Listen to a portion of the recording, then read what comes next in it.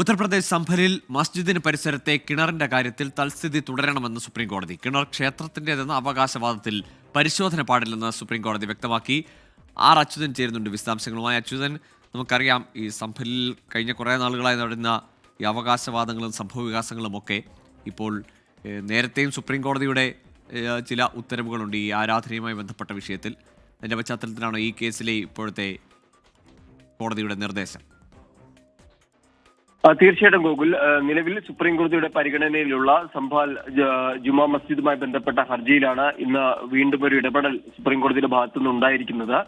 ഷാഹി ജുമാ മസ്ജിദിന്റെ പ്രവേശന കവാടത്തിലുള്ള കിണറിന്റെ കാര്യത്തിൽ തൽസ്ഥിതി തുടരണമെന്നാണ് സുപ്രീം കോടതി നിർദ്ദേശിച്ചിരിക്കുന്നത്. നിലവിൽ ഇത് ഒരു ക്ഷേത്രത്തിന്റെ ഭാഗമാണെന്ന് ആരോപിച്ചുകൊണ്ട് നിലവിൽ പൂജ പോലുള്ള ചില പ്രവർത്തനങ്ങൾ ആരംഭിക്കാനിരിക്കെയാണ് വീണ്ടും ഈ കമ്മിറ്റി ഒരു ആവശ്യം ഇതുമായി ബന്ധപ്പെട്ട ആശങ്ക സുപ്രീം കോടതി ധരിപ്പിച്ചത്. അതിലാണ് ഇപ്പോൾ തൽസ്ഥിതി തുടരണമെന്ന് സുപ്രീം കോടതിയുടെ നിർദ്ദേശം. കോടതിയുടെ അനുമതിയില്ലാതെ പൂജ ഉൾപ്പെടെ ഒരു നടപടിയും സ്വീകരിക്കരുതെന്ന് ചീഫ് ജസ്റ്റിസ് സഞ്ജീവ് ഖന്ന അധ്യക്ഷനായ ബെഞ്ച് ഉത്തരവിടുകയുണ്ടായി.